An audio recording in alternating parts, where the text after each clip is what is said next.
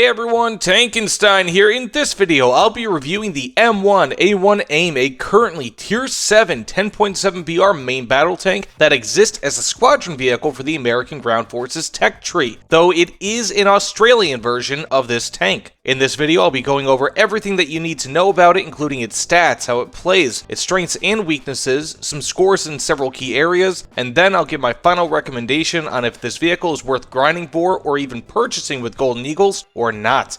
As always, please subscribe for more content like this, as that would make you uber rad. But without further ado, let's get into the video. To start, I'll place its stats here on the left side of the screen. Some important stats to note are its speed, weight, and turret traverse. Now for how it plays. In short, the M1 group of tanks, namely the M1A1 and its variants, including the AIM, as well as the M1A2, are fairly well armored, decently hard-hitting, and quick-moving tanks. In short, these are the qualities that embody main battle tanks. The M1A1 AIM can move fairly quickly, though it is, as of the writing of this video, slightly heavier than even the M1A2. This is because despite its nearly 62 tons of weight, it still has a 1500 horsepower gas turbine engine, meaning that it has the ability to move very quickly in spite of its weight. This said, other tanks in-game do weigh less, such as the Leopard 2PL and ZTZ-99A, and have around the same amount of horsepower, meaning that despite the fact that the AIM is quick in and of itself, it will be slightly outpaced by some of its competition. Regardless, the AIM still has good speed along with its good cannon and armor, which will allow you to flank, to be a frontline tank, and to play support, depending on the map, if you're in an up tier, or even depending on your mood. Ultimately, the AIM is essentially an in-between of the M1A1 and the HC, with a few different features, though being a bit closer to the HC than the standard M1A1. This said, the AIM features the KEW APF SDS round, which penetrates through roughly 15 to 25 millimeters less of armor across all ranges and attack angles, compared to the HC's M829A1. This is not substantial, but it can theoretically make the difference in some engagements. Further, the AIM has improved thermal sights, which will greatly improve how well you see your enemies, as all Abrams tanks up to the M1A2 and now the AIM have Gen 1 thermals, which can be difficult to use when trying to differentiate between targets or spot targets at long ranges. The AIM does not, however, have the IRCM of the HC and weighs slightly more than it. Whether this matters is certainly personal preference, but in my opinion, the AIM's improved thermals outweigh the marginally higher weight, lack of IRCM, and very small difference in armor penetration when compared to the HC. With all this said, the AIM can play essentially how you want. I would recommend that if in an up tier, you play a little behind the front lines, and if you're flanking, try to stay concealed or around cover, as the sides of the AIM, along with essentially every other main battle tank in-game, are weak and susceptible to being destroyed by even mediocre enemy tanks. And now for its strengths and weaknesses, and first, it has better thermals than all Abrams in-game outside of the M1A2. Secondly, it has the KEW APF SDS shell, which is one of the better shells in-game. It is right up there with the M829A1 shell on the HC, though falls just short of a few millimeters in terms of armor pen and a bit short for post-pen damage as well. Third, the AIM has blowout panels on the back of the turret, meaning that an ammo cook-off will not necessarily kill your crew or destroy your tank. Fourth, despite its high weight, the AIM is surprisingly quick. Not the quickest, of course, but it can move just about as fast as some of the more nimble tanks at this BR. For its fifth strength, the M256 cannon is accurate at a long range, though this is fairly common around this BR for most tanks. Sixth, it has excellent turret armor, especially in the front, among the best in-game. Seventh, it has 3 MGs, including an HMG and an LMG on top, making this an excellent vehicle for taking out lightly armored vehicles, as well as both helicopters and fixed-wing aircraft. And finally, of course, it has kangaroo decals on it because it's Australian. Now for weaknesses, it lacks a commander's sight, which is a pretty big deal for a lot of people around this BR, though if you're just used to using your gunner sight for pretty much everything and even binoculars, it might not matter all too much for you. Second, the upper glacis is essentially unarmored and short of deflecting a shell, will typically be an easy way to kill the AIM, especially with APF SDS. The lower glacis does not fare much better, but at least it has composite armor to stop heat FS and highly angled APF SDS shells. Third, it does not have premium RP and SL bonuses, as this is a squadron vehicle. Fourth, the engine is absolutely massive and is thus prone to being hit and set on fire. And finally, while still decent, rather than carrying 4 charges of 4 smoke grenades each, like the HC has, it carries only 2 charges of 6 smoke grenades each. prestige. Now with all that said, let's get into its scores, and for armament, I give the AIM a 7.5 out of 10. While not the best, the AIM features the very powerful 120mm KEW APF SDS round, as well as very good, though typically not usable, M830 and M830A1 Heat FS shells. Specifically for the APF SDS, it is among the best such shells in game. It's accurate, has a high shell velocity, and is only marginally worse than what the M1A1 HC has to offer, all while still being very powerful. Now for survivability, I give the AIM another 7.5 out of 10, as it features a 4-man crew where many tanks around this BR are switching to 3-man crews. This alone massively increases the survivability of the AIM. Additionally, it has excellent frontal turret armor, better lower glacis armor than most tanks, of course, though still penetratable, blowout panels for the turret ammunition, and lots of internal armor to protect crew and major components from being damaged by shrapnel once a shell penetrates the tank. Now for movement, I give the AIM a 6.5 out of 10. This is a certainly very quick vehicle considering its weight, with its speed allowing you to do pretty much anything that you want, but the AIM still lags behind a few other vehicles like the T-80s, Leopards, and the ZTZ-99A, though this is only because of its high weight rather than its incredibly powerful engine. Now overall, it's difficult to truly score this vehicle, but I'll give the AIM a 7 out of 10, though a 7.5 out of 10 is also very justifiable, as with an 8 out of 10 for armament and an 8 out of 10 for survivability.